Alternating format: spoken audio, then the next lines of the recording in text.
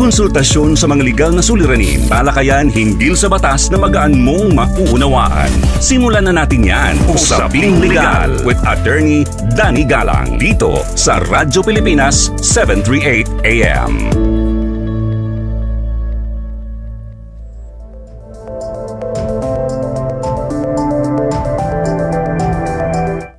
Magandang araw sa inyong lahat. Ako po ang inyong lingkod, Attorney Danny Galang, at kayo'y nakikinig sa Usaping Legal sa Radyo Pilipinas, Radyo Publiko. Ngayon ay Sabado, May 10, 2025. Ayan ho, dalawang tulog na lang at eleksyon na. Nakapili na ho ba kayo ng inyong mga kandidatong iboboto para sa eleksyon ngayong Lunes? At syempre, bumoto ho tayo ng mga kandidatong totoong maglilingkod sa ating bayan at nakikita naman ho natin yan, ramdam ho natin yan at hindi yung mga kandidato na pansariling interes lamang ang inuuna. Kaya bumoto ho tayo ng tama, vote wisely ngayong darating na eleksyon. At syempre, pag-uusapan ho natin maya-maya lamang yan kung ano mga ari at pwede bawal ninyong gawin ngayong eleksyon sa darating ho na Lunes. Napapakinggan ang Usaping Legal sa Radyo Pilipinas tuwing Sabado mula alas 11 na umaga hanggang alas 12 ng tanghali. Tayo ay napapanood din ho sa Free TV dahil sa pagtutulungan ng Radyo Pilipinas at ng People's Television. Hanapin ang Usaping Legal at iba pang programa ng Radyo Pilipinas sa Channel 3 sa TV Plus at sa Channel 45 to 49 naman sa For the Box. Ang programa natin ay linggo-linggong tatalakay ng mga napapanahong isyong legal at magpapaliwanag ng mga batas sa paraang simple at madaling maintindihan ng ating mga tagapakinig. Meron din tayong segment sa ating programa, Ang Sagot Kita, kung saan maaari kayong sumangguni ng inyong mga katanungang legal.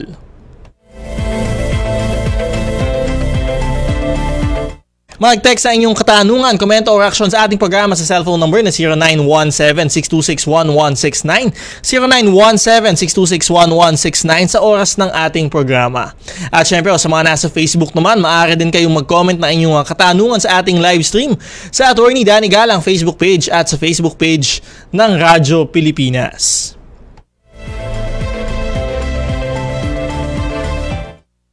Eto ho, sa Usaping Legal natin ngayong araw, huling araw na ng kampanya ngayong araw, Mayo 11, para sa mga tumatakbo sa iba't ibang posisyon sa eleksyon 2025.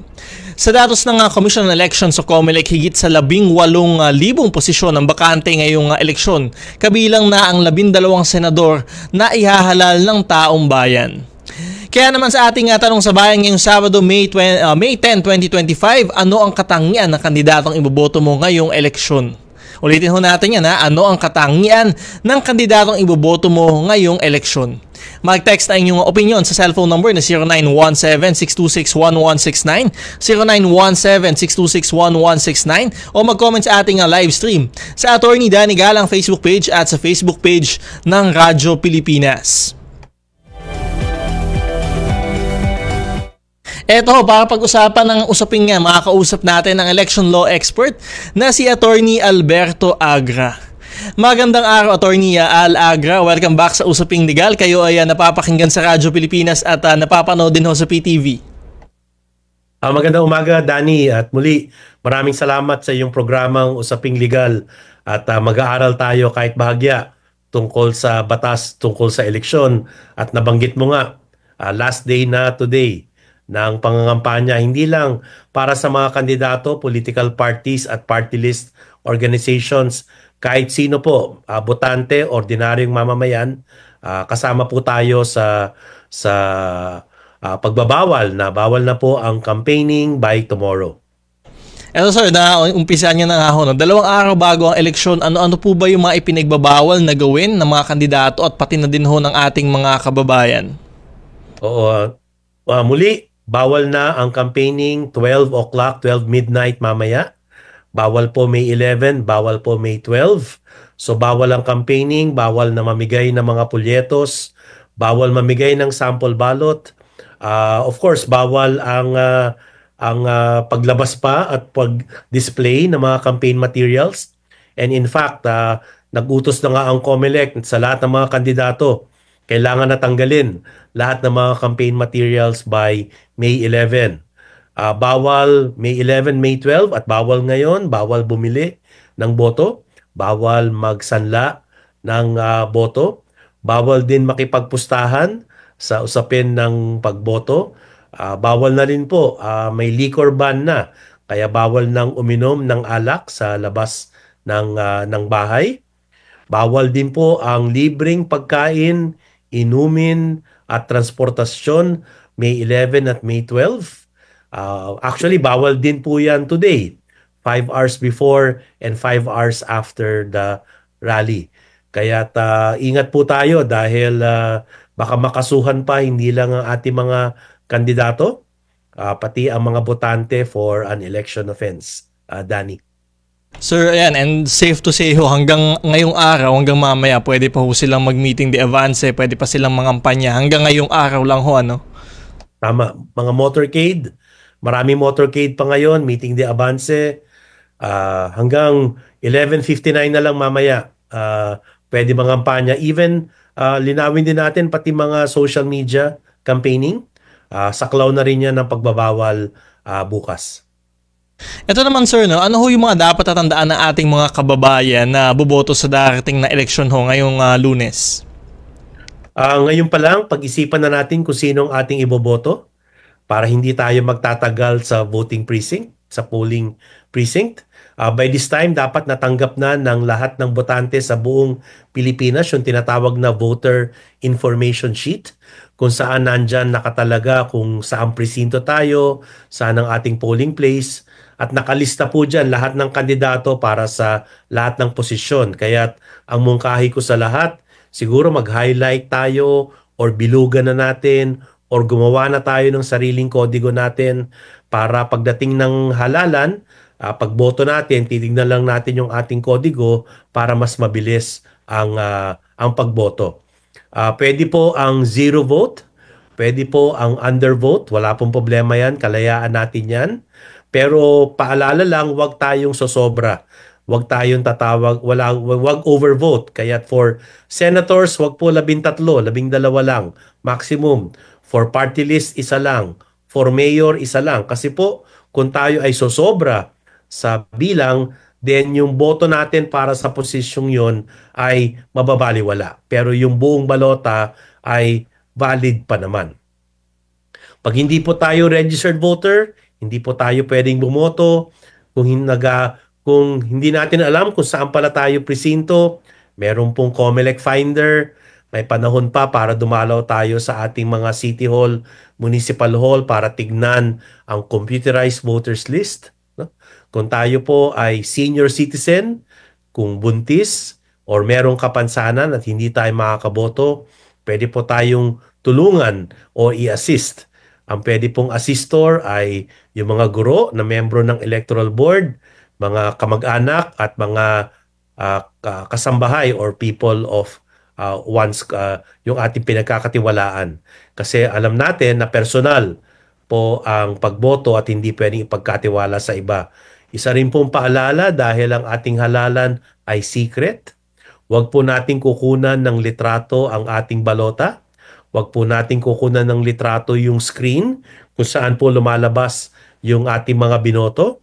At huwag din po natin kunan ng litrato yung resibo, yung voter verified paper audit trail dahil para maiwasan po ang dayaan. And sir, no, malinaw kanina, you mentioned kung kulang or sobra ho yung binoto na kandidato, no? Ano ho yung mangyayari kapag ganun? Pakiulit lang natin, sir. Pag sobra, mababaliwala yung para sa posisyon na yon. Pero dun sa ibang posisyon na hindi ka naman sumobra, valid yung balota at valid para sa mga posisyong yon. Yung kulang naman, halimbawa 12 for senators, wala kang binoto o 5 lang or 7 lang, then mabibilang yung 7 yon. Zero vote is also allowed. Kalayaan po natin yan, discretion natin yan, kung meron tayong iboboto o hindi iboboto sa mga kandidato na nakalista sa kada posisyon. Eto sir, kung sakaling magkamali ho no, ng shade ng kandidato, no, yung ating mga kababayan, meron pa ho bang remedyo dito? Meron pa ba silang maaring gawin? Unfortunately, hindi ka nabibigyan ng panibago o replacement ballot. Kaya ang payo nga natin sa lahat ay alamin mo na kung sinong boboto mo. Kasi kung sumobra ka nga, hindi ka pwedeng humingi ng panibagong balota at kahit mag-sorry ka pa, hindi ka po bibigyan. Ang isa lang po ang dahilan para bigyan ng replacement ballot, ito yung pag pinasok mo yung balota sa machine at ayaw siyang basahin at wala ka namang kasalanan, that's the only time na bibigyan ka ng replacement ballot. So, kaya po, payo natin sa lahat, maghanda na tayo kung sinong iboboto natin. Kung tayo ay mag-shade, no, wag sana lalagpas yung ating marka kasi magkakatabi po yung mga ovals eh. Kaya ingat po tayo. Kung senator, pwede pa yan kasi hanggang 12. Pero paano kung mayor or senator pero pang 13 na? Lumagpas yung ating marka, then that might be considered overvoting. At isa pa palang paalala, wag nating lalagay ang pangalan natin sa balota. Wag nating lalagyan ng anumang marking. While pwede pa yan basahin ng ating machine, baka po maging makasuhan pa kayo ng election offense. Alright sir, malinaw ho yan. Meron, follow up lang ho, no? Meron pa ho bang threshold? Dati kasi ng mga previous years, no, may threshold ho dun sa bilog, dun sa shade na sinasabi ho ng COMELEC. Meron pa rin ho ba ngayong taon ho na ito? Oo, dati ang threshold 25% kasi mas malaki ang oval. Ngayon ang threshold 15%. Kaya kahit tuldok lang, mababasa na siya. Right, malinaw ho yan na Attorney Al. Ito ho naman ho, sa mga mahilig hong mag-selfie, I know you mentioned ho kanina yung mga bawal na gawin doon ho, no, sa polling precinct. Maaari ba ho silang mag-selfie doon sa kanilang balota na wala naman hong nakalagay na mga inihahalal pa ho nila? Depende kung may mahigpit na teachers, no? Yung iba baka hindi payagan yon, kaya wag na lang siguro. Pero sa akin, technically, hindi mo naman kinukunan yung litrato pa na kung sinong binoto mo, no? Kung blanco pa yung balota, halimbawa pagkabigay sa iyo ng balota, tsaka ka magse-selfie, baka payagan ka pa. Kung ako yung teacher, baka pwedeng sabihin sa botante, pakiusap lang po, wag na muna tayo mag-selfie. Pero yun lang po. Pero ang maliwanag na bawal ay makuhanan ng litrato kung sinong binoto mo. And yun nga ho, not to mention, wag na lang ho talagang kumuha ng mga litrato, no, doon sa mga polling precincts. At yun nga ho, pwede naman ho yung mga daliri na lang, yung mga indelible ink na lang ang kuhanan ho nila bilang sabihin na bumoto ho sila. And Danny, no, paalala lang sa ating mga poll watchers, no, pwede silang mag-video or mag-photograph. Pero syempre, hindi nila pwedeng kuhanan o ang mag-video yung mga balota rin, no, na fill up na. Alright sir, ito naglabas ho yung COMELEC, no, ng disqualification cases laban sa iba't ibang kandidato at yung iba ho may mga desisyon na etc. Maaari pa ho bang iboto ng ating mga kababayan itong mga na-disqualify na kandidato? Oo. May mga lumabas nga sa social media at sa Trimedia na may mga kandidato na disqualify tapos pinapasuspend ang kanilang proklamasyon, no? Kaya't hanggat hindi siya nare-reverse ng ating COMELEC and Bank, no, susunod lamang po ang ating mga Board of Canvassers sa desisyon ng ating COMELEC. Babasahin siya, bibilangin siya ng ating machine kasi nakaprograma na po yan, pero baka hindi i-proclaim ng ating mga Board of Canvassers dahil meron na pong kautusan galing sa COMELEC na hindi pa nila binabaliktad. So sir, kung sakaling manalo ho, no, yung disqualified na kandidato, I'm sure meron hong mangyayaring ganyan. Makakaupo ho ba siya sa pwesto? Ano hong mangyayari dito? Kung suspended ang proklamasyon niya, hindi siya makakaupo until of course ma-reverse ng ating COMELEC, no? Ang proseso kasi, 'di ba, COMELEC Division, then COMELEC and Bank, then Supreme Court, no? Kaya't kung sakaling sila nga ang panalo, sila ang nakakuha ng mas maraming boto, halimbawa for governor or district representative, hindi sila mapoproclaim. Hindi rin naman mapoproclaim yung second place, no? So baka ang mangyari kung halimbawa governor yan, si vice governor muna ang uupo hanggat hindi nare-resolve yung kanyang petition to disqualify. Malinaw ho yan, sir, kasi kung hanggang Supreme Court ho, no, maaring ilang taon na lang yung maiwan doon sa kandidatong talagang nanalo. Eto, sir, panghuli na lamang ho, no, may mensahe ho ba kayo sa ating mga kababayan ngayong darating na eleksyon? Magnilay. Kaya po merong 2 araw na hindi po pwede mangampanya, including May 11, which is tomorrow, which is Sunday.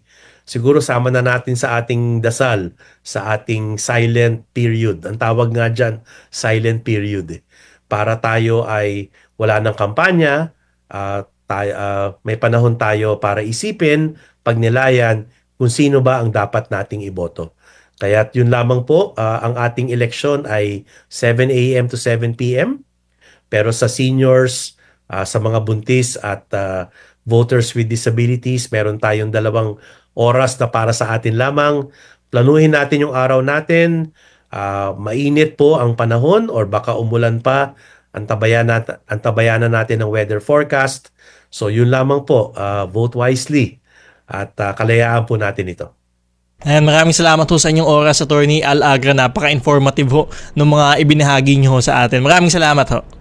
Maraming salamat, Danny, at ingat tayong lahat at tuloy-tuloy tayong mag-aral sa usaping batas, usaping legal. Si election law expert Attorney Alberto Agra. Sa pagbabalik ng usaping legal, sasagutin ko naman ang inyong mga katanungang legal. Mag-text na inyong katanungan, komento o reaksyon sa ating programa sa cellphone number na 0917-626-1169, 0917-626-1169 o hanapin ang ating live stream sa Attorney Danny Galang Facebook page at sa Facebook page ng Radyo Pilipinas. Magbabalik ang usaping legal matapos lamang ng ilang paalala. Tugon sa mga katanungang naaayon sa batas ang ibibigay. Usaping Legal kasama si Attorney Danny Galang sa Radyo Pilipinas 738 AM.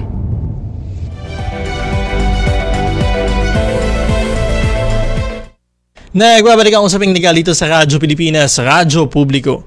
Mula taong 2020 hanggang sa kasalukuyan, mapa-social media man o sa radyo at telebisyon, ang programang Usaping Legal ay patuloy na nagbibigay ng serbisyo publiko para sa ating mga kababayan. Ang titulo ng ating programa na Usaping Legal ay rehistrado sa Intellectual Property Office of the Philippines bilang isang trademark. At ito ay protektado ng Intellectual Property Code ng ating bansa.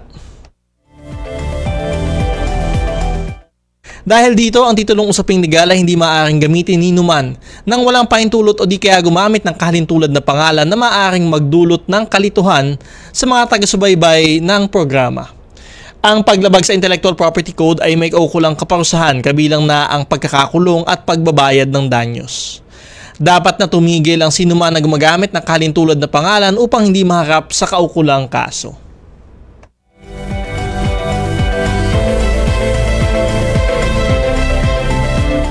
At syempre, kung eleksyon naman ngayong darating na Lunes, bago ang eleksyon, ay syempre meron naman ho tayo Mother's Day. And Mother's Day ho bukas, Linggo. Kaya binabati ko ho ang lahat ng ina. Happy Mother's Day ho sa inyong lahat. Ayan ho, sa ating mga anak naman ho, kayo ay magbigay ng papuri, pagpupugay sa inyong mga nanay. At syempre, bigyan nyo naman kahit isang araw lang na day off, no?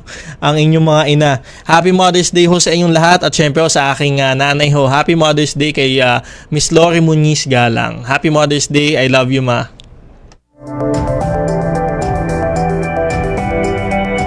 Kaya ito, wag na ho nating patagalin pa. Dumako na ho tayo sa ating segment na Sagot Kita. Concern na nais manigyang kalinawan. Sagot kita! Mga nasusulat ukol sa batas na hindi lubusang maintindihan. Huwag kang mag-alala. Sagot kita! Sumangguni na kay Attorney Danny Galang dahil dito, Sagot Kita!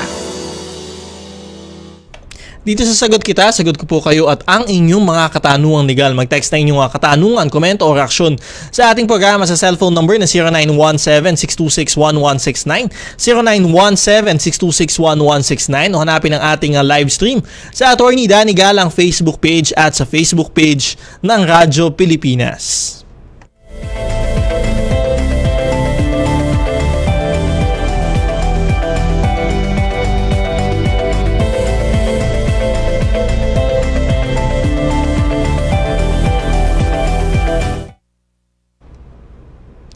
Eto ho, first question natin, no?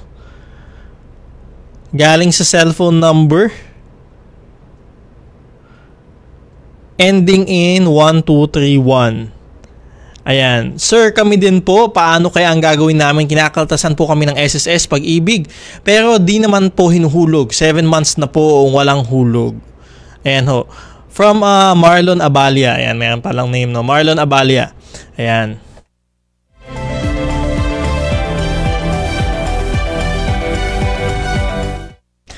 Eto, yung nagtanong ho sa atin, kinakaltasan ho siya ng SSS Pag-ibig PhilHealth pero hindi ho nag-remit.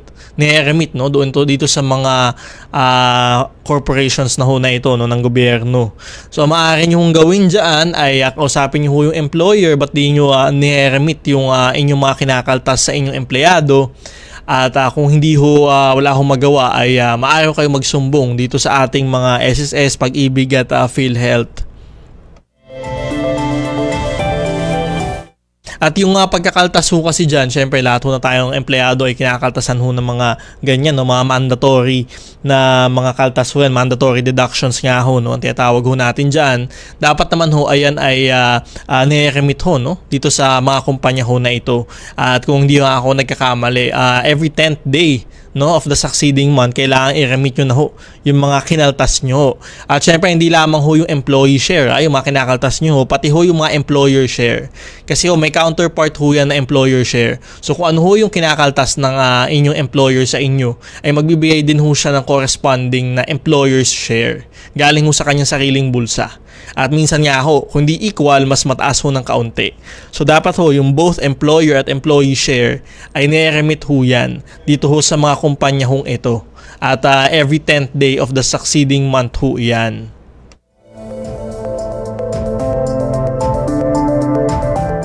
Kaya kapag hindi ho sila nag-remit, kailangan ho isumbong nyo ho sila dito sa SSS Pag-ibig at PhilHealth kasi ho meron hong karampatang yung mga penalties na syempre ho, sila ho ang magbabayad.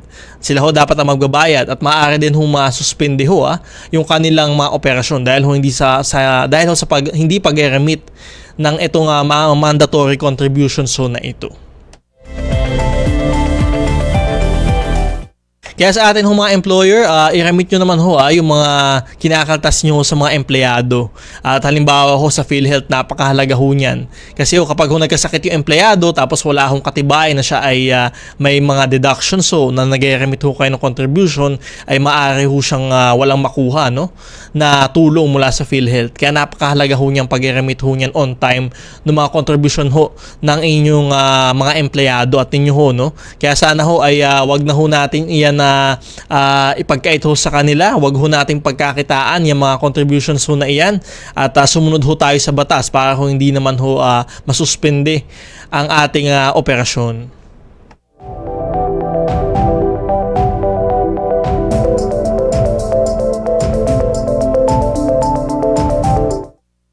Ito, from Arlene Bombuhay. Attorney, tanong ko lang po, no, pwede ko po bang patanggal ang asawa ko sa trabaho? Wala po siyang bibigay na pensyal, masakit po siya magsalita. Wala po siyang binibigay at masakit pa po siya magsalita.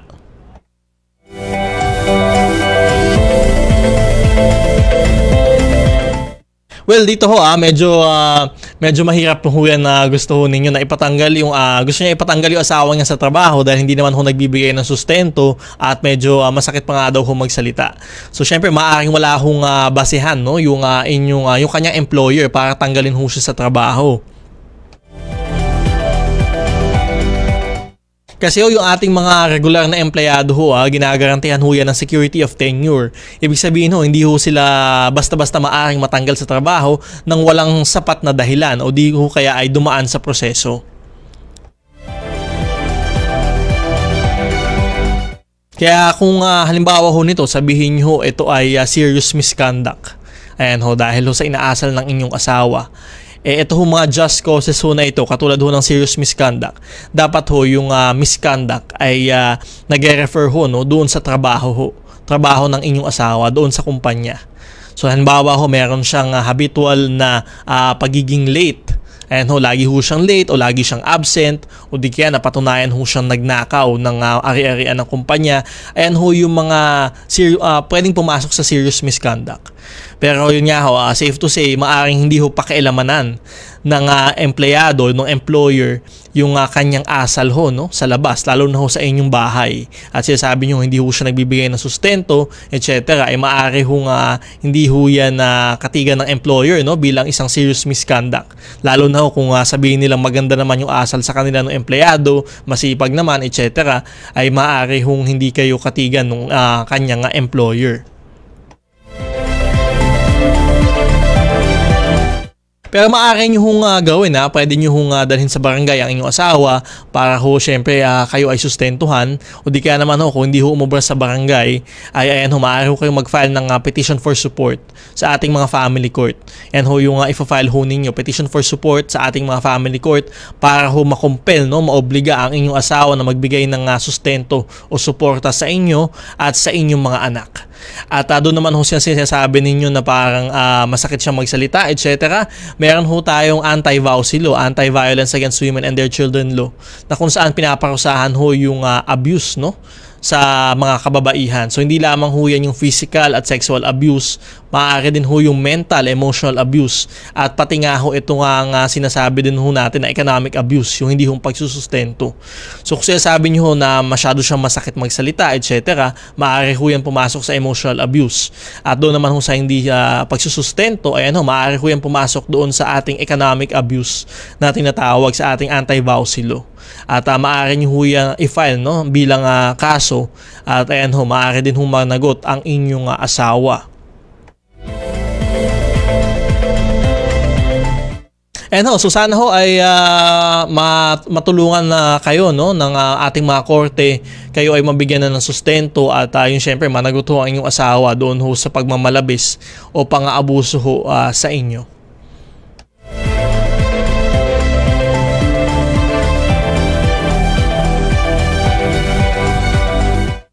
And meron pa rin ho tayong tanong sa bayan sa inyong sa ating tanong sa bayan ngayong Sabado, May 10, 2025. Ano ang katangian ng kandidatong iboboto mo ngayong eleksyon? Mag-text sa inyong opinion sa cellphone number na 0917-626-1169, 0917-626-1169, o hanapin ang ating live stream sa Attorney Danny Galang Facebook page at sa Facebook page ng Radyo Pilipinas. At syempre sa pagbabalik ng Usaping Legal, pag-uusapan naman ho natin malaki ho yung nakuhang satisfaction rating ni President Ferdinand Marcos Jr. dito sa Tangere Survey. Pag-uusapan ho natin yan kasama ng kanilang founder at CEO sa pagbabalik lamang ho ng Usaping Legal. Sumangguni at pakikinggan. Mga karapatan pati na ang saligang batas ay klarong ipapaliwanag. Usaping Legal sa Radyo Pilipinas 738 AM. Nagbabalik ang Usaping Legal dito pa din sa Radyo Pilipinas, Radyo Publiko.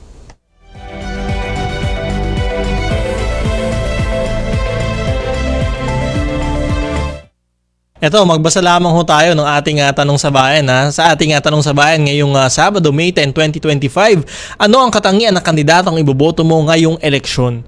Ito, from cellphone number ending in 5011. Sir, katangian gusto ko sa isang public servant yung walang bahid ng korupsyon.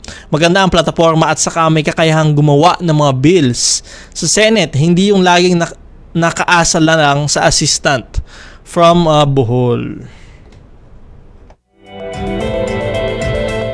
Happy viewing ho sa lahat ng mga nakikinig, nanonood sa Bohol. Happy viewing ho sa inyong lahat. Tama ho siya, dapat na iboboto natin yung walang bahid ng korupsyon. At syempre ho, ayan ay yung mga public servants ho natin, hawak ho yan ng pera, no? Hindi ho maiwasan na humawak ng pera. Ay dapat ho, wala hong bahid ng korupsyon para ho sigurado ho tayo na yung pera ng bayan ay hindi ho napupunta sa kanilang mga bulsa at hindi ho napupunta sa kung saan-saan. At syempre tama din ho siya, dapat ho may magandang plataforma ayan ho, no, na ihahain. At yung mga ibang kandidato ho dyan sa pagkasenador, wala pa lang plataforma. Nung in-interview, wala akong plataforma. At ang gusto lamang ho ay magsilbi, ay hindi naman ho pwede yan, lalo na ho senador. Kasi ho, ang senador ho ay gumagawa ho yan ng mga batas. At kung tanungin ho yung mga kandidatong ho yan na kung anong gusto nilang batas na ipasa, etc., wala silang maisagot, ay ano hong gagawin nila sa Senado, no? Hindi ho naman sapat na kayo ay tumutulong lang, kayo ay mabait at maganda ang intention ho ninyo. Ang dami hong ganyan, no? Ang kailangan ho ng ating mga kababayan ay meron kayong solid, no? Solid, konkretong plataforma kung ano ho yung mga gagawin yung batas at kung paano kayo tutulong sa ating mga kababayan.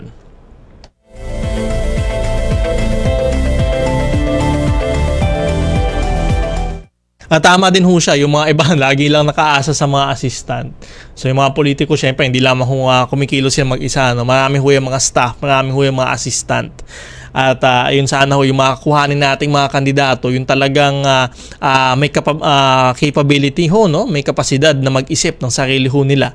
At yung mga assistant, kaya nga ho assistant ho yan, ay para ho ay mag-assist ho lamang sa kanila. Hindi ho ibig sabihin na yan ho ang talagang gagawa ng trabaho ng public official o ng public servant dahil ho nasa kung saan man siya, hindi siya pumapasok, wala ho siyang kapasidad, etc.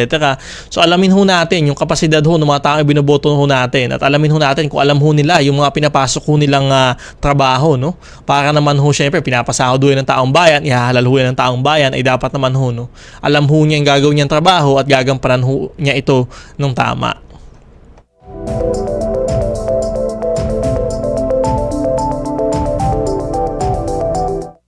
Ito, tanong naman from a cellphone number ending in 2898. Attorney, pati po ba tarpaulin posters na nakakabit sa bintana, pintuan at walls namin ay dapat tanggalin namin by Sunday morning pa lang?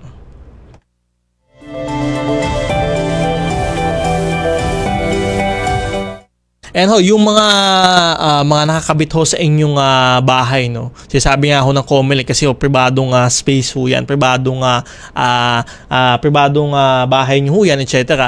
Ay hindi ho yan pinapakailaman ng COMELEC, no. Kung may mga nakapaskin nga ho dito sa inyong mga bintana, etc. ay pribadong space niyo ho yan, hindi ho yan maaring masukan ng COMELEC. So sinasabi ho ng ating election law expert kanina yung mga campaign posters na nagkalat, no, doon sa mga inyong mga komunidad, etc. Ayan ho ay yung mga pinapatanggal na ho bago sumapit ang araw ng eleksyon.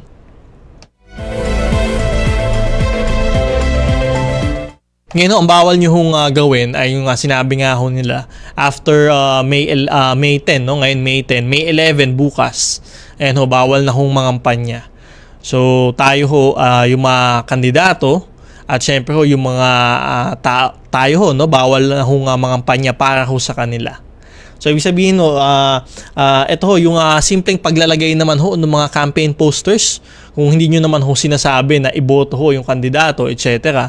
Ay ito ay show of support lamang ho. Ay maaari nyo naman ho itong gawin. Pero hindi nyo na ho maaaring gawin ay yung mangampanya ho kayo. Pumunta ho kayo sa mga bahay-bahay. Ayan ho, kausapin nyo ho yung mga kapitbahay nyo, mga kaibigan nyo at sabihin nyo ho na ayan nga ho, na iboto nyo ho yung isang kandidato. Ayun ay hindi nyo na ho yan maaaring gawin. At kahit ho sa social media, hindi nyo na ho maaaring i-share yan, no? O sabihin nyo na iboto ho ang kandidato ho na ito.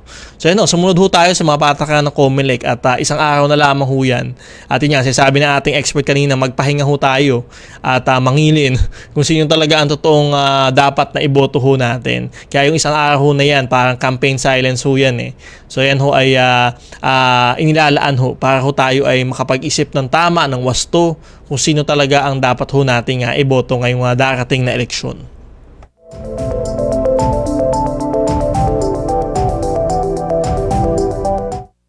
Ito ho, syempre meron hong resulta ho, no, ng bagong survey, Tangere survey ho ito. Nagpapakita na si President Marcos Jr. ay merong mataas na satisfaction rating na umaabot ho na higit na 60%. So para ho pag-usapan yan, makakausap ho natin ang founder and CEO of Tangere survey, si Mr. Martin Peñaflor. Magandang araw, Mr. Peñaflor. Welcome sa Usaping, 'Legal. Kayo ay napapakinggan sa Radyo Pilipinas at napapanood din ho sa PTV. Good morning po. Salamat po sa pag-imbita, Attorney Danny. Salamat po. And thank you po sa lahat ng nanonood po ngayon. Sa mga katanghere po namin nanonood, shoutout po sa inyo lahat. Sir, ito pag-usapan ho natin, no, umabot na ho ng almost more than 60% yung satisfaction rating ni President Ferdinand Marcos Jr. Ano ho kaya yung mga posible ho, no? Posibleng naging dahilan ho nito, napakataas ho ng satisfaction rating ng ating Pangulo. Magandang question po yan. Yung survey po muna, syempre kailangan po namin sabihin yung detalye. Baka sabihin po nila, baka sa Metro Manila lang yan, hindi po covered ang Visayas at Mindanao po dyan. Yung survey po namin, ginawa lang po yan. Fresh po yan, Attorney Danny. Noong Thursday to Friday lang po yung aming field work na tinatawag. Gamit po yung data gathering tool namin, yung Tanghere app. We have more than 1 million users nationwide. 1,500 po ang sample size natin. 23% po. Kailangan po sabihin to kung okay lang po, bigyan niyo po ng time, Attorney Danny. Sure sir, tama nga ho, no? Discuss muna natin paano niyo nakuha yung itong resulta ho na ito. Alright, thank you. Thank you, Attorney Danny, sa opportunity. So, 23% po ng respondents natin, taga Mindanao. 20% po ay taga Visayas. So, 43% Vismin. The rest po, 23% Northern Luzon, Central Luzon, 12% lang po sa Metro Manila, and then 22% po sa Southern Luzon and Bicol Region. Covered din po dito, 92%. Ito yung Pilipinas po talaga, Attorney Danny. 92% Class D and E. Ito po yung mga characterize sila in a way sa lower to middle lower class to lower income class po sila. 1,500 respondents po yan, 2.48% po sa science, sa margin of error. At 95% confidence level. Para lang po sa mga manonood, sorry po kung medyo technical. Ibig sabihin po niyan, kapag inulit namin, Attorney Danny, yung survey, 95 out of 100 times, ito po yung resulta. Alright sir, and you mentioned you have your Tanghere app, no? Paano ho ito gumagana at sino ho yung mga merong app ho na ganito at kabilang ho dito sa 1,500 na respondents ho ninyo? Gumagana po siya. Da-download niyo na po yan sa Google Play Store. Of course, meron kami doon mga Know Your Customer. Kailangan registered po yung phone number nyo. Tapos, lagi po silang sumasagot doon ng mga surveys namin. Kaya lagi kami nagpapasalamat sa kanila. Yung surveys namin, kasama na po dyan yung aming mga surveys sa mga private companies, mga new products, may mga bagong ila-launch, mga current events. Ano po yung naging insights nyo po sa ating bagong Santo Papa, entertainment showbiz na survey sa Bini issue po natin. Sinesurvey po natin yung mga ganyan. At of course, public opinion poll. May mga lumabas na din po kami mga pinag-usapan nyo kanina, Attorney Danny. Lumabas na din yung mga Senate survey namin, party list survey, tapos na po yan. And ngayon po, ang papakita po namin, yung latest po namin na public opinion poll. Monthly po namin ginagawa to. Ito po yung Government Satisfaction and Trust Survey ng mga branches po ng gobyerno sa Pilipinas. And so sir, ano ho yung naging resulta ho ng inyong survey at tila napakataas ho, no, ng satisfaction rating ng ating Pangulo?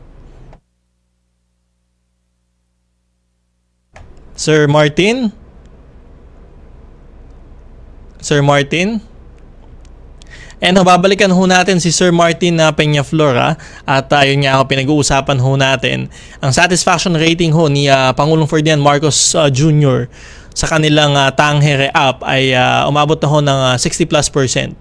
At siya ho ang pinakamataas na mayroong ganitong satisfaction rating, no, dito sa mga sangay ng gobyerno. Syempre ho, meron din hong ratings ang ating Office of the Vice President, ang ating Senado, ang ating Kongreso, at pati na rin ho ang Judiciary. So, ayan ho, babalikan ho natin si Sir Martin Peñaflor matapos lamang ng ilang paalala. Tugon sa mga katanungang naaayon sa batas ang ibibigay. Usaping Legal kasama si Attorney Danny Galang sa Radyo Pilipinas 738 AM.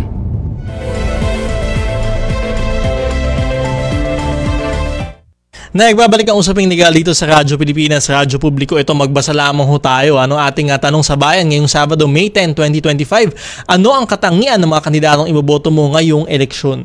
Ito, from cellphone number ending in 4067. Desired quality, straight sana, honest with integrity. Ayan. 2, incorruptible. Hardly anyone. At pangatlo, intellectually capable by himself to lead. And from Claparus. And happy viewing ho sa inyo.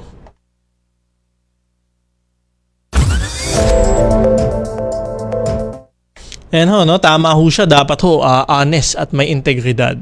So kung meron hong nahaharap ho sa iba't ibang mga kaso, iba't ibang akusasyon, ay ayan ho, medyo pag-isipan nyo na ho, yung syempre yung integridad, nawawala ho yan. Pangalawa ho, yung sinasabi ho niya, incorruptible. Well, tama naman ho, no? Hindi naman ho lahat talaga, no, 100% incorruptible. Pero sana ho ay hindi ho ito yung talagang may bahid ng korupsyon, na talagang nagnanakaw ho ng pera ng bayan, etc. Binubulsa ho. Ayan ho, no? At pangatlo, intellectually capable by himself to lead. Ayan, tama ho siya. Kasi dapat ho talaga ay yung mga ihahalal ho natin ay may sarili hong pag-iisip. Ayan ho, hindi naman ho sasabi natin ay sobrang talino para ho ihalal ho ninyo. Kailangan naman ho ay marunong ho mag-isip. Ayan ho, no? Marunong hong gampanan yung mga tungkulin ho niya doon sa kanyang posisyon. Kung sinabi ho natin senador ho yan, marunong gumawa ng batas, marunong hong mag-imbestiga, etc. At kung sinasabi naman ho natin na mayor ay syempre ho, marunong din ho sa mga administratibong proseso, etc. At mahirap din ho, mahirap ho ang ginagawa ng ating mga public officials. Madami hong batas tungkol na nag-govern nga ho, no, dito kung paano makikitungo ang ating mga government officials, paano ho sila susunod sa batas, paano ho nila i-administer ang kanilang mga opisina. Meron pa ho yung mga rules and regulations tungkol sa mga budget, pagdating ho sa pera, etc. Kaya kailangan ho talaga maalam yung mga taong iboboto ho natin at kwalipikado ho na talagang umupo sa pwesto. Eto, balikan lamang ho natin si Mr. Martin Peñaflor ng founder and CEO ng Tangere para pag-usapan ho yung 61.8% na mataas na satisfaction rating ng ating President Ferdinand Marcos Jr. Sir, ito yung balikan ko lamang ho kayo, no? President Marcos ho ang nakakuha ng pinakamataas na satisfaction rating sa inyong ginawang survey. Pinaka-recent na survey ho, ano ho kaya sa tingin ninyo yung mga dahilan bakit ho naging ganito kataas yung kanyang satisfaction rating? Magandang question po yan. Sorry, got disconnected kanina, attorney. So, yung huling survey po namin ng April, ginawa po namin ng second week ng April. Ngayon, napaaga lang po, first week of May. Kung yung second week of April, ang satisfaction rating po ng Pangulo nasa 52%. Ngayon po, nasa 61.8%. So, we saw a notable increase po talaga nakita namin all over the region sa country. Ang pinakamataas po, ang main driver ng satisfaction rating ng Pangulo, yung sinabi ko po kanina, yung class D and E, lower class to lower income classes po. At ang mga respondents po namin na located sa hindi po sa urban areas kundi mga rural areas po, doon po mataas ang satisfaction rating ng Pangulo. Kasi po ang survey namin, 56% are urban, 44% rural areas po ang hatian natin. Ang mga dahilan na nakita po natin, of course, correlating po yung mga news po natin na nakita natin possible reasons ng pag-increase ng satisfaction rating ng Pangulo. Una po, makita po natin yung mga balita po ngayon na very viral po siya social media. Yung pinangako po ng eleksyon, yung 20 pesos na bigas, nagsimula na po yung rollout. Sa mga nakikita ko po ito sa mga public hospitals po, may mga improvement po sa infrastructure ng mga public hospitals in terms of mga pediatric care. Kitang-kita po natin yan. Sa agriculture po, nakikita din po natin na dumoble po ang ani ng mga magsasaka. Nag-survey din po kami sa mga magsasaka sa mga aming mga face-to-face field work po namin ngayong lalo po nung eleksyon. Nakita po namin yung naging improvement po sa agriculture and sa irrigation po nila.